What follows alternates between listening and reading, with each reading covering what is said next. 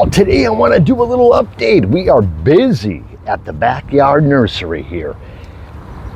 This spring, actually in February, I went nuts and I bought, I think it was about 250 grapevine cuttings. Got about a dozen different varieties. That was just one part. Then I got some currants. I got a bunch of Nankin cherries that are just gonna be beautiful. But what I wanted to show you is the technique. So I bought the cuttings. In a grape cutting, basically what you're buying is a stick. You know, there's nothing on it. Simply just scrape the bottom of, the very bottom, dip it in some rooting pellets, rooting powder. And then I just got these bags. Now, a lot of people use this technique when they're growing figs. So I kind of, tried it out with the grapes.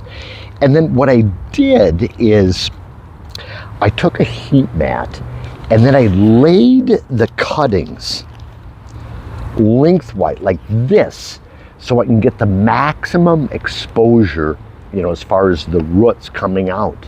And what I did is I put labels on each one.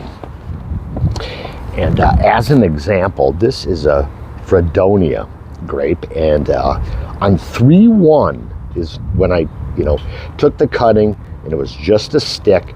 And, as you can see, look at the roots on these. And, it's starting to bud already. So when they began to bud, what I did is I just cut the bag off to, give the leaves, you don't want that inside there. Now, I did the same with, these are some red currants.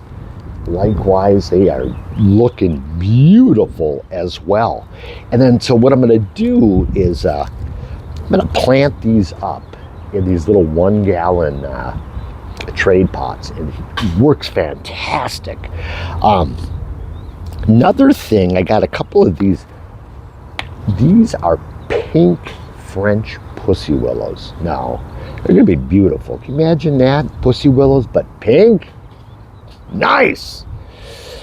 And up at the cabin, the big woods, I'm gonna do lots of bulk planting. So what I did is, there's no reason for me just to individually do these, pots where I'm just gonna be just digging them up. So I also did in bulk, the different, cuttings in like Folgers cans.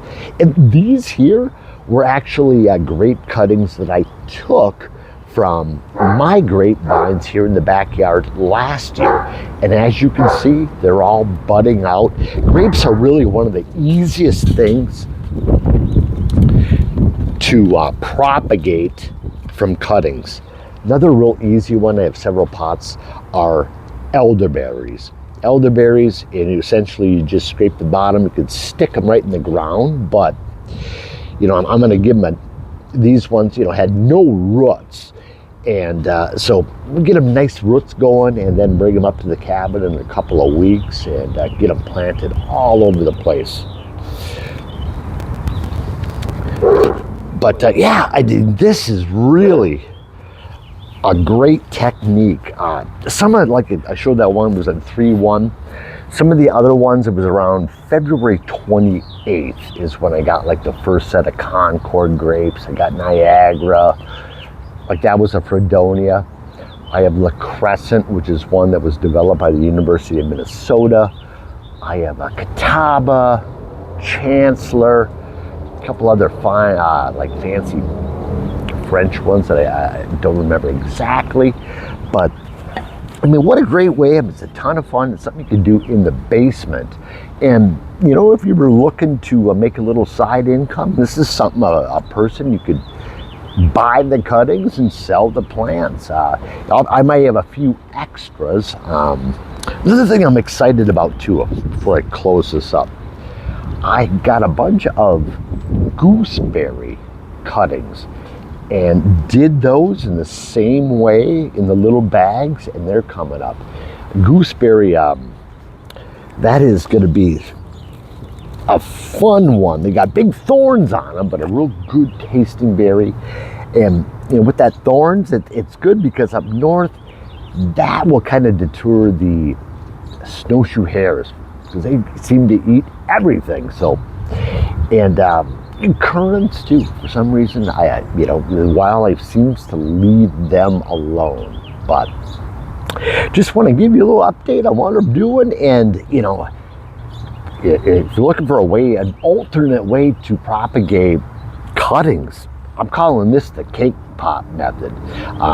Works great with grapes, as you can see with currants and gooseberries. So great way to do it. And if you have any questions or comments, or maybe looking to buy a few grapes or currants if you're local, please leave a comment below and make it a great day.